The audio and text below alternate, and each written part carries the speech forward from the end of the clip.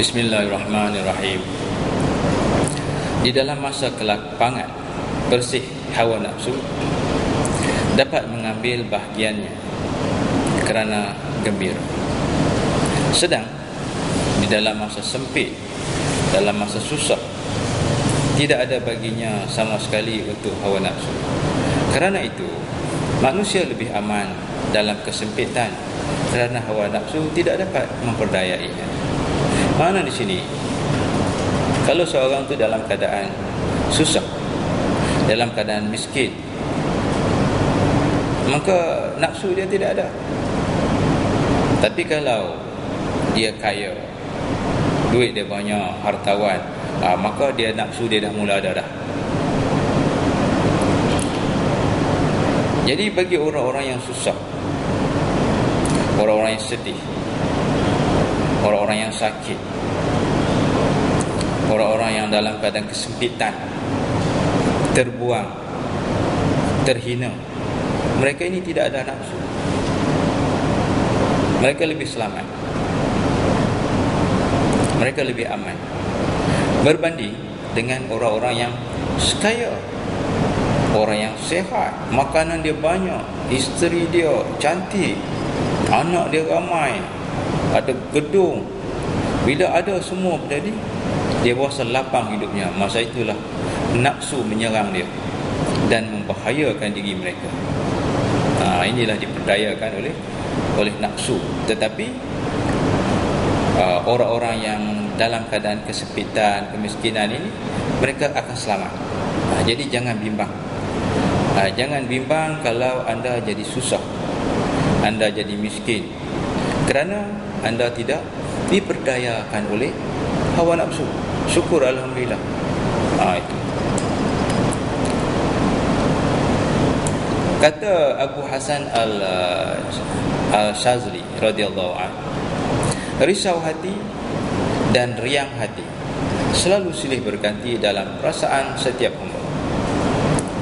Bahagian silih berganti siang dan malam. Dan sebabnya risau hati itu ialah salah satu dari tiga: kerana dosa, atau kehilangan dunia, ataupun dihina orang.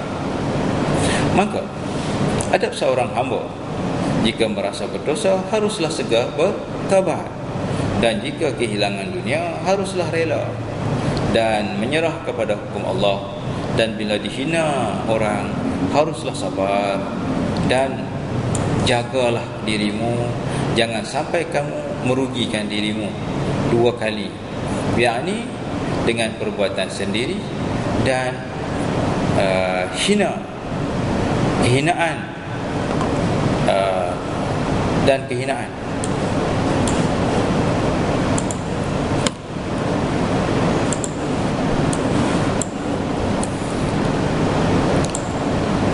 Dahlah dia merosakkan diri sendiri, dia dihinakan oleh orang lain.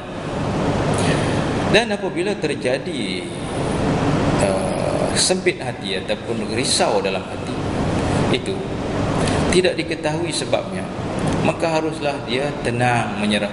InsyaAllah, jika tenang menyerah, tidak lama akan sinar masa gelap dan berganti dengan terang.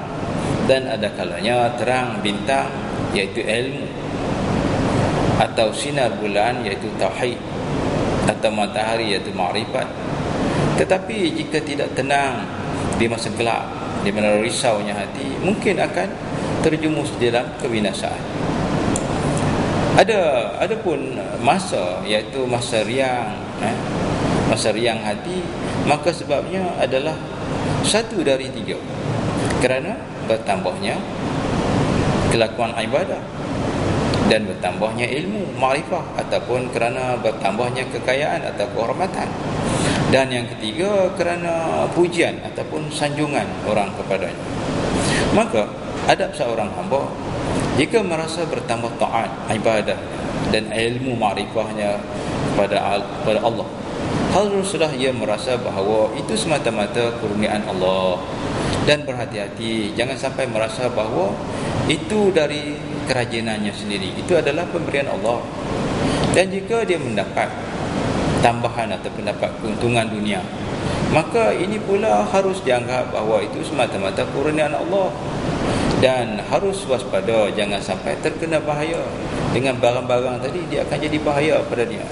Adapun jika berupa pujian, sanjungan orang kepada kamu, maka kehambaanmu mengharuskan bersyukur kepada Allah yang telah menutupi keburukan kamu, sehingga orang-orang hanya mengenal kebaikan kamu. Jadi ada 3 perkara yang menjadikan senang tadi, iaitu kita dapat beribadah. Kita berasa seronok sebab kita dapat melakukan ibadah. Syukur pada Allah. Kalau Allah Ta'ala bagi harta, syukur.